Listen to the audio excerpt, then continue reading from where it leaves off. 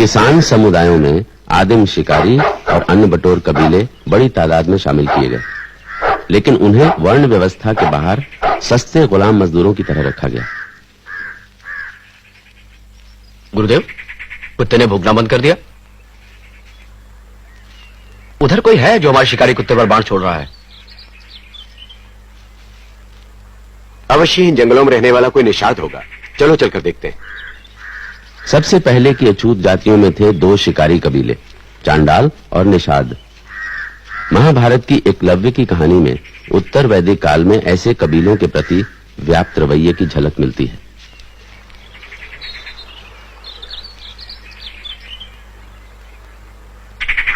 बाण से कुत्ते का मुंह बंद कर दिया गया है।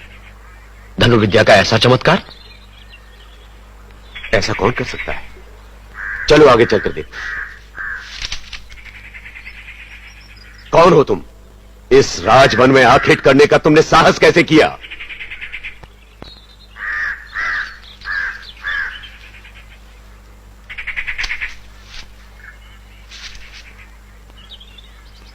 गुरुदेव, मुझे आपका आशीर्वाद चाहिए। मुझे गुरुदेव कहने वाले, मुझसे आशीर्वाद चाहने वाले तुम हो कौन? इससे पहले तो मैंने तुम्हें कभी नहीं देखा। गुरुदेव, मैं एकलव्य नाम का एक निषाद हूं। अपने ही कबीले के सरदार व्याधराज का पुत्र हूं मैं। गुरुदेव, आपने मुझे पहचाना नहीं? मैं आपसे पहले भी मिल चुका हूं। 10 वर्ष पहले मैं आपके पास शिष्य बनने आया था। तब आपने मेरी प्रार्थना को ठुकरा दिया था। ठीक ही किया था मैंने, क्योंकि मैं केवल ब्राह्मणों और क्षत्रियों को ही शिक्षा देता हूं, तुम जैसे निम्न वर्ग में पले हुए व्यक्ति को नहीं। गुरुदेव, यदि मैं निम्न वर्ग में पैदा हुआ हूं तो इसमें मैं क्या कर सकता था? मेरे पास चुनाव की कोई सुविधा थी क्या? गुरुदेव, मेरी प्रतिभा और कुशलता का कोई मूल्य नहीं। मनुष्य यदि अनचाही व्यवस्था में जन्म लेता है तो यह उसका भाग्य है, तुम्हें उसे स्वीकार करना चाहिए। परंतु तुमने इतनी विद्या सीखी कहां से? इतनी विद्या तो मेरे प्रिय शिष्य अर्जुन को भी नहीं आती। गुरुदेव, ये सब आप ही की कृपा है। मेरी कृपा? जी हां। आइए, आप स्वयं चल कर देख लीजिए।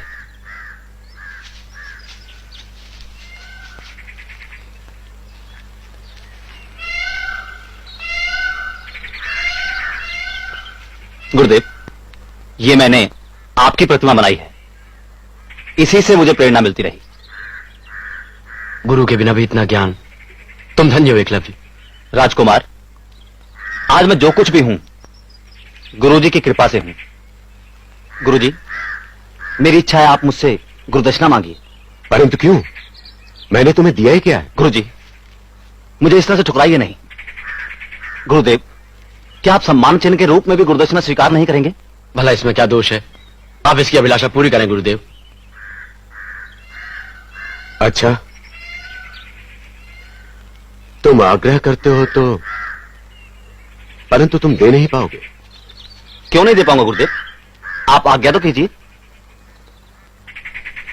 रहने दो, तुम दे नहीं सकोगे। क्यों नहीं दे पाऊंगा गुरुदेव? गुरुदेव, मैं कौरवों या पांडवों सा पुत्र बेशक ना हूं, लेकिन व्याधराज का पुत्र हूं मैं। आप कहें तो अपनी पूरी संपत्ति आपके चरणों में रख दूं। नहीं, धन नहीं चाहिए मुझे। तो फिर?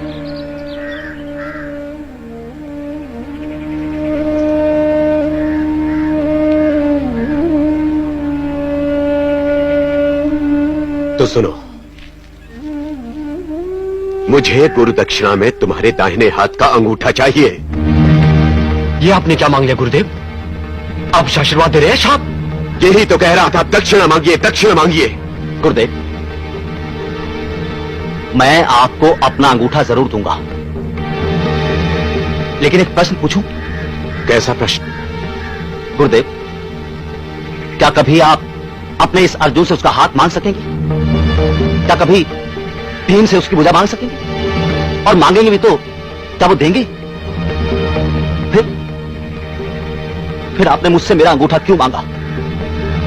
गुरुदेव, क्या आप अपने ही हाथों अपने शिष्य की हत्या नहीं कर रहे? ठीक है, तो मत दो और चलते बनो। नहीं नहीं गुरुदेव, नहीं, मैं आपको गुरु दक्षिणा अवश्य दूंगा।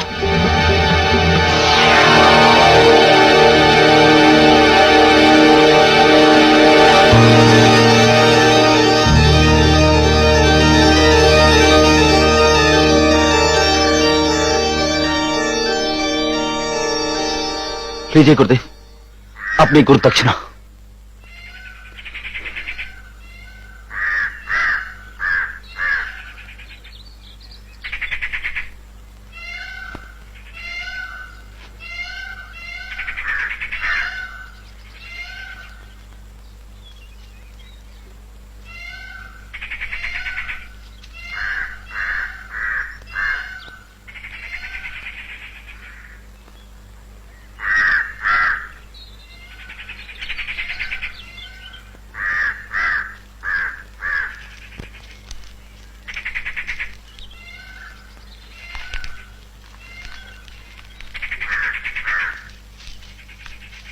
ये क्रूरता क्यों गुरुदेव?